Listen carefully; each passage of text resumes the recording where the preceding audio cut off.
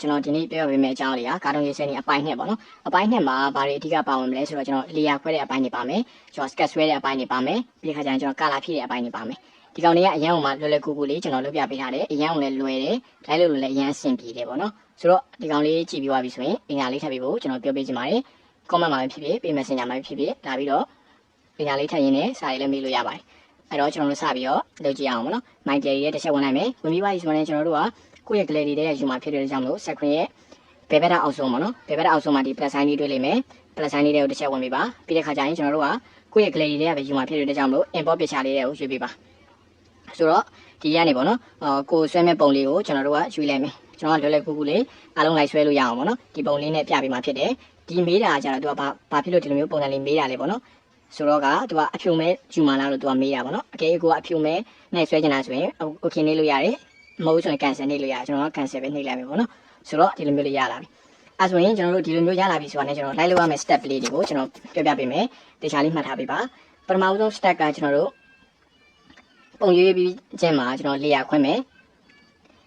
လေယာခွဲတာကိုဘယ်ကနေတော့ခွဲမှာလဲဆိုတော့ဒီမှာလေယာဆိုတဲ့ကောင်လေးရှိတယ်ပေါ့နော်ဒီမှာ1ဆိုတဲ့ကောင်လေးတွေ့လိမ့်မယ်အဲ့ဒါတစ်ချက်ဝင်လိုက်အဲ့ဒီမှာကိုဆွဲမဲ့လေယာအရေးအတွက်ကိုကျွန်တော်တို့ဒီကနေမှာဒီ plus sign လေးကနေမှာတစ်ဆင့်ပေါ့နော်1 2 3 4 5အဲ့လိုမျိုးလေးရွေးသွားလို့ရတယ်လေယာတွေမှာကဘယ်လိုမျိုးတွေရှိရလဲဆိုတော့လေယာ1မှာသူက original လေယာရှိတယ်လေယာ2မှာကျွန်တော် sketch ဆွဲမယ်လေယာ3မှာကျွန်တော်တို့အယောင်ဖြည့်မယ်အဲ့အတွက်ကြောင့်မလို့ကျွန်တော်တို့ကလေယာတွေကိုကိုကမှားပြီးတော့ဆက်လက်ပေးပြီးတော့လုပ်လို့မရဘူးเนาะကျွန်တော်လေယာ1မှာ sketch သွားဆွဲလို့မရဘူးလေယာ2မှာသွားပြီးတော့ color ဖြည့်လို့မရဘူးဒါကတော့ကျွန်တော်တို့အခြေခံသိရမယ့်အချက်လေးတွေဖြစ်တယ်ဒါမှမဟုတ်အဲ့လိုမျိုးပေါ့နော်ကိုကလေယာ1မှာဆွဲလို့မရဘူးလားမရဘူးလားတော့မဟုတ်ဘူးเนาะရတော့ရတယ်ဒါပေမဲ့ကျွန်တော်တို့ပြန်ပြင်ချင်တာမျိုးကိုကမှားသွားတာမျိုးဆိုရင်ပြန်ပြင်ရတာအရင်လှုပ်ရှုပ်တယ်ကိုကစသလေးလာကြရပါတော့စနစ်တကျနဲ့လေးလာမယ်ဆိုရင်အရင်ကမှအဆင်ပြေတယ်ပေါ့နော်နောက်ပိုင်းနေလည်းအရင်ကိုကောင်းပါတယ်ဒါတော့မှအစပိုင်းကိုကျွန်တော်တို့မှားနိုင်တယ်ပေါ့နော်ဘယ်လိုမှားနိုင်လဲဆိုတော့ကျွန်တော်လေယာ sketch 2မှာလေယာဆွဲနေနေအကြောင်းချင်မိတာမျိုးအဲ့လိုမျိုးလေးဖြစ်တတ်ပါတယ်ဆိုတော့ကျွန်တော်တို့လောရမယ့် step လေးရအရင်လွယ်တယ်ပုံရွေးပြီးရနဲ့လေယာထဲဝင်လိုက်တယ်လေယာရွေးလိုက်တယ်လေယာရွေးပြီးပြီဆိုရင်ကျွန်တော်နောက်ထပ်တစ်ဆင့်ကဒီမူလ original လေယာကိုကျွန်တော်အယောင်လေးနည်းနည်းလေးရှော့မယ်မူလ original လေယာကိုလည်းနဲ့ select ပေးလိုက်တယ်ပြီးရင်သူ့ရဲ့လေယာလေးကိုနည်းနည်းမှိန်လေးရှော့လိုက်မယ်အဲဆိုရင်ဒါဆိုရင် step 2ပြီးပါပြီ step 1ကကျွန်တော်တို့လေယာခေါ်တယ် step 2ကမူလပုံလေးကိုနည်းနည်းလေးအယောင်လေးဖြော့လိုက်မယ် okay အဲဆိုရင်နောက်ထပ်3ရအောင် step 3အနေနဲ့ကျွန်တော်တို့ဒီ2 panel ကိုသွားမယ်ပြီးရင်ကျွန်တော် brush တဲကိုသွားမယ်ပြီးတဲ့ခါကျရင်ကိုဆွဲမဲ့ pan လေးကိုကျွန်တော်ဒီကနေမှတစ်ဆင့်ရွေးပေးမယ်ပေါ့နော်ကိုဆွဲခြင်းတဲ့ pan လေးနဲ့ကျွန်တော်ဒီကနေဆွဲလို့ရတယ်ဒီမှာပေါ့နော်ကိုဆွဲခြင်းတဲ့ pan လေးနဲ့ဆွဲလို့ရတယ်အဲ့ pan မှာမှကျွန်တော်တစ်ခနဲ့ဒီသူ့ရဲ့အထူပါ size လေးကဘယ်လောက်ဆွဲလို့အဆင်ပြေလဲပေါ့နော်အဆင်ပြေလဲဆိုတော့ကျွန်တော် 1.4 1.5 လောက်ဒီ1.6 1.7ကိုကြိုက်တဲ့အနေထားလောက်ဒီထားလို့ရတယ်ပေါ့နော်ဒီ1.34567အဲ့လောက်လေးရတော့ဆွဲလို့အဆင်ပြေတယ်ပေါ့နော်ဆိုတော့ကျွန်တော်ဒီကောင်လေးကိုလည်းရွေးပြီးသွားပြီရွေးပြီးသွားပြီဆိုတော့ကျွန်တော်ခုနကပြောခဲ့တယ် sketch လေးရာပဲလေးရလဲ sketch 2လေးရအဲ့ဒါကြောင့်မလို့ကျွန်တော်တို့က2လေးရာကို select ပေးပြီးတော့ sketch စပြီးတော့ဆွဲမယ်အဲ့ဆိုရင် sketch ဆွဲတာတော့မယ်ဆိုရင်ဒီ screen လေးကိုလက်လေးနဲ့ချက်ပြီးတော့ကိုဆွဲချင်တာကိုဆွဲလို့ရပြီပေါ့နော်ဆိုတော့ကျွန်တော်တို့စပြီးတော့ဆွဲကြည့်ရအောင်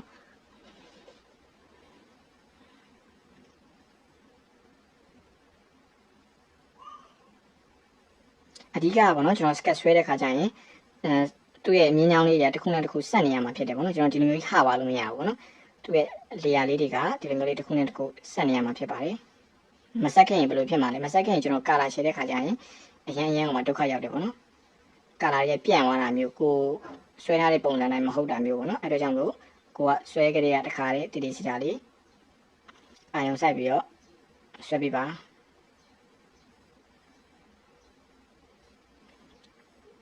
ကျွန်တော်တို့ဒီမှာနည်းနည်းမြန်မြန်လေးဆွဲလိုက်မယ်ပေါ့နော်အရင်ကြီးတော့မတည်တတ်ဘူးပေါ့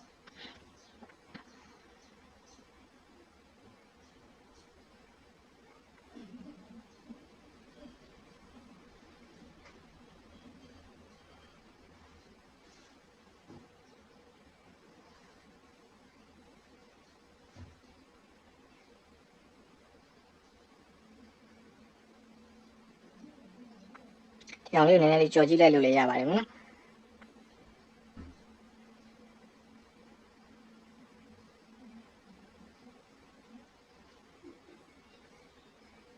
ဒီကောင်လေးကအရင်ကလွယ်တယ်ဘာလို့လဲဆိုတော့ကျွန်တော်ရှီပီသားပုံကိုအပွားနေမှာထပ်ပြီးတော့ဆွဲတာဖြစ်တဲ့ကြောင့်မို့ဒီကောင်ထက်လွယ်တာတော့မရှိတော့ဘူးနော်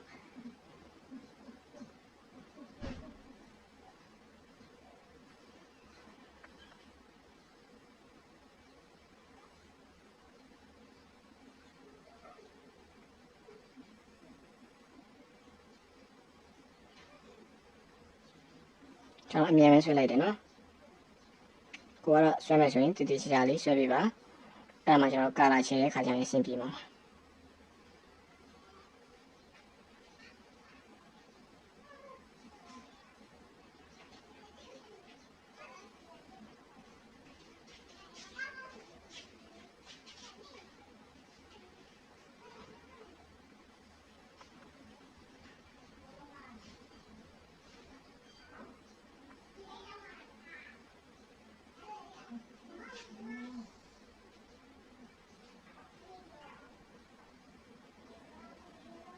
โอเคရဆိုရင်ကျွန်တော်ဒီမှာ sketch လေးဆွဲပြီးသွားပြီပေါ့နော် sketch ဆွဲပြီးသွားပြီဆိုရင်ကိုဆွဲထားတဲ့ sketch လေးကိုကျွန်တော်ဒီကနေပြီးတော့ဘယ်လိုမျိုးပြန်ကြည့်လို့ရလဲဆိုတဲ့အကြောင်းလေးကျွန်တော်ပြပြပေးမယ်အဲဆိုရင်ကိုဆွဲထားတဲ့ sketch လေးအဆင်ပြေလားအဆင်မပြေဘူးလားပေါ့နော်အဲ sketch လေးကိုကျွန်တော်ဘယ်ကနေကြည့်မလဲဆိုတော့ဒီ layer လေးကိုတစ်ချက်ပြန်ဝင်ပြီးဝင်ပြီးတဲ့ခါကျရင်ကျွန်တော်ဒီမှာဒီ layer 1မှာရှိတဲ့မျက်လုံးလေးရှိတယ်ပေါ့နော်အဲ့မျက်လုံးလေးကိုကျွန်တော်မှိတ်ကြည့်လိုက်မယ်မှိတ်ကြည့်လိုက်မယ်ဆိုရင်ကျွန်တော်ဒီမှာဆိုရင်ကိုဆွဲထားတဲ့ဥစ္စာလေးကအဆင်ပြေလားမပြေဘူးလားမြင်းချောင်းနေရရောဒီမှာဟနေလားကျွန်တော်ဒီကနေပြီးကြည့်လို့ရတယ်ပေါ့နော်အဲဆိုရင်ကျွန်တော်တို့ sketch ဆွဲပြီးသွားပြီ sketch ဆွဲပြီးသွားပြီဆိုတော့ကျွန်တော်တို့နောက်ထပ်တစ်ဆင့်အနေနဲ့ပါလုံးနဲ့ကာလာဖြည့်မယ်ဒီကောင်လေးကိုပြန်ပြီးဖွင့်ထားလိုက်လို့ရတယ်နော်ကျွန်တော်နောက်တဲ့တစ်ဆင့်အနေနဲ့ကာလာဖြည့်မယ်ကာလာဖြည့်မယ်ဆိုတော့ကျွန်တော် layer ဘလောက်မှာဖြည့်ရမှာလဲ layer 3မှာဖြည့်ရမှာအဲ့ဒါကြောင့်မို့ကျွန်တော်တို့က layer 3ကို select ပေးထားမယ်အဲ့ဒါမှမမားတော့ဘူးပေါ့နော်ကိုကမမေ့တော့ဘူးကိုလုံးမဲ့ step လေးတွေကိုအစင်တိုင်းလေးမှတ်သွားမယ်ဆိုရင်မမားတော့ဘူးအဲ့ဆိုရင်ကျွန်တော်ကာလာဖြည့်မယ်ဆိုရင်ရောဘယ်လိုဖြည့်ရမှာလဲကျွန်တော်ဒီ2ရဲ့ပေါ့နော်ဒီ2ရဲ့တစ်ချက်ဝင်လိုက်ဝင်ပြီးတဲ့ခါကျရင်ကျွန်တော်ဒီမှာ bucket ဆိုတဲ့ကောင်လေးရှိရပေါ့နော်ဒီ bucket ဆိုတဲ့ကောင်လေးကိုတစ်ချက်ရွေးပြီးကာလာဖြည့်တဲ့နေရာမှာ2မျိုးရှိတယ်ကျွန်တော်2မျိုးလုံးပြပေးမယ်ပထမဆုံးတစ်မျိုးကသူ့ရဲ့အတိုင်းလေးပဲပေါ့နော်ဒီမှာဆိုရင်ဒါ bucket ကိုရွေးပြီးသွားပြီရွေးပြီးသွားပြီဆိုရင်သူ့ရဲ့ဒီမှာကာလာကိုဖြည့်မဲ့ကာလာကျွန်တော်တွားရွေးလို့ရတယ်အနီးဖြည့်မှလားဘာဖြည့်မှလဲကိုဖြည့်ခြင်းတဲ့ကာလာလေးကိုရွေးလိုက်မယ်ရွေးပြီးရင်ကျွန်တော် layer မှန်ပြန်ကြည့်မယ် select 3မှန်တယ်အဲဆိုရင်ကျွန်တော်ဒီမှာကာလာစပြီးဖြည့်လို့ရပြီဒီလိုပေါ့နော်အဲ့လိုမျိုးကျွန်တော်တို့ကဒီမှာကိုက sketch တွေကဟနေတာဆိုရင်ကိုလိုချင်တဲ့ကာလာမရောက်တော့ပဲပေါ့နော်အရင်ပြန့်သွားတာမျိုးပါမျိုးဖြစ်တတ်တယ်ပေါ့နော်အဲ့လိုမျိုးလေးတေချာလေးကျွန်တော်တို့ဖြည့်ပေးမယ်ပေါ့နော်အဲဆိုရင်ကျွန်တော်ဒီမှာဒီလိုမျိုးဖြည့်ပြမယ်နောက်တစ်ရောင်ထပ်ဖြည့်မယ်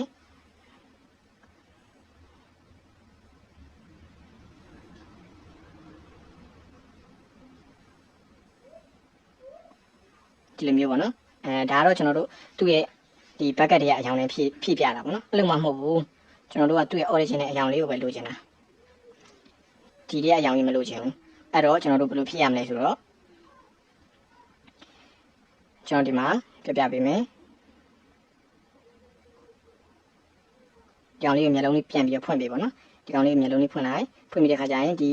က2ပါးလေးတွေကိုပြန်သွားပြီးရင်ကျွန်တော်ဒီမှာ eye drop ပါဆိုတဲ့ကောင်လေးရှိတယ်အကောင်လေးကိုတစ်ချက်ဝင်လိုက်ဝင်ပြီးရင်ကျွန်တော်လက်လေးနဲ့ထောက်လိုက်ထောက်ပြီးတော့ကျွန်တော်ဒီအပေါ်မှာသူ့ရဲ့မျက်နှာအသားရောင်လေးဆိုရင်မျက်နှာအသားရောင်လေးနေအောင်သွားလိုက်သွားပြီးလက်လေးနဲ့လှုပ်လိုက်လှုပ်ပြီးတဲ့ခါကျရင်ကျွန်တော်ဒီမှာ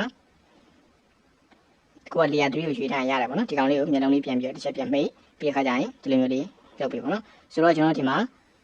ဒီနားလေးမှာအကြောင်းလေးတစ်ကြောင်းလိုသွားတယ်ပေါ့နော်အဲ့ဒါကြောင့်မလို့ကျွန်တော်တို့ပြန်ပြီးတော့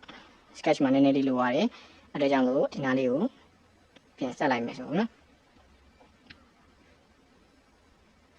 အားကြောင့်ကျွန်တော်ဒီကောင်လေးကို queue ဆိုင်ဖို့ပြောခြင်းဖြစ်ပါတယ်โอเคအဲ့ဆိုရင်ရပြီကျွန်တော်မှာ select 3မှာသွားပြီးတော့ color ဖြည့်လို့ရပြီ intro ပါလေးနဲ့ခုနအသားရောင်လေးကိုပြန်ယူမယ်ပြီးရင် select 3ကို select ဒီနေရာမှာအကွာရှိနေရမှာပေါ့နော်ရှိနေရမယ်ဒီကောင်လေးမျက်လုံးလေးပြန်မှိတ်ကြည့်မယ်ပြီးရင်ဒီမှာအကြောင်ဖြည့်မယ်ဒီမှာ bucket ရွေးထားပေးရမယ်ပေါ့နော်ပြီးရင်ဒီမှာဖြည့်မယ်အဲ့ဆိုရင်ကျွန်တော်ဒီမှာရပြီပေါ့နော်ဒီ color လေးဝင်သွားပြီနောက်တဲ့ color တစ်ခုပြန်ပြီးဖြည့်မယ်ဆိုတော့ဒီကောင်လေးမျက်လုံးလေးပြန်ဖွင့်ပေးမယ်ပြီးရင်ကျွန်တော်ဒီဘက်ကနေပြီးတော့ intro ပါလေးနဲ့ဝင်လိုက်မယ်ပြီးရင်ကျွန်တော်ဒီမှာအမဲရောင်လေးပေါ့လက်လေးနဲ့ထောက်ပြီးတော့လက်နဲ့လှုပ်လိုက်မယ်ပြီးရင် layer လေးပြန်သွားမယ်ဒီကောင်လေးမျက်လုံးလေးခဏပြန်မိတ်မယ်ပြီးရင်ဒီမှာ select 3မှာပေါ့နော်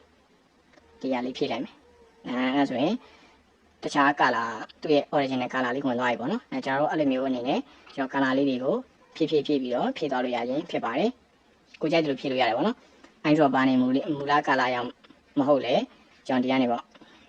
select 3မှာကျွန်တော်တို့ကိုယ့်ရဲ့သူပေးထားတဲ့ဒီ pouch တွေကနေပေါ့နော်ကိုကြိုက်တဲ့အရာကိုကြိုက်တဲ့ color ကျွန်တော်တို့ဒီကနေပြီးဖြည့်ပြီးတော့သုံးလို့ရပါတယ်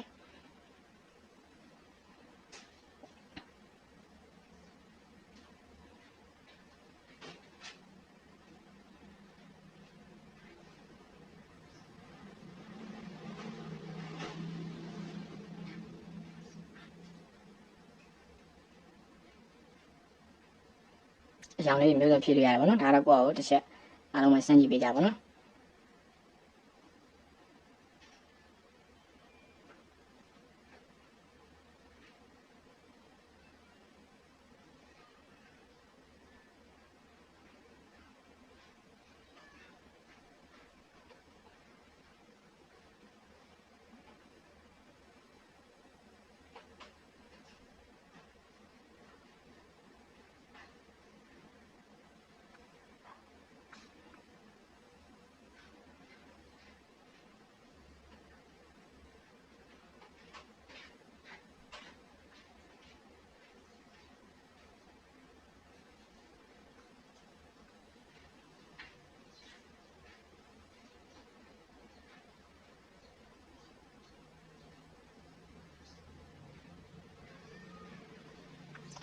ဒီလိုမျိုးလေးပေါ့နော်အဲ့လိုမျိုးလေးကျွန်တော်ဖြည့်လို့ရတယ်ဖြည့်လို့ရပါတယ်ဒီမှာချန်နေခဲ့တဲ့နေရာလေးဆိုလဲသူနဲ့ကာလာတူချင်တယ်ဆိုရင်ကျွန်တော်ဒီမှာအိုင်းကြော်ပါနေဝင်ပြီးတော့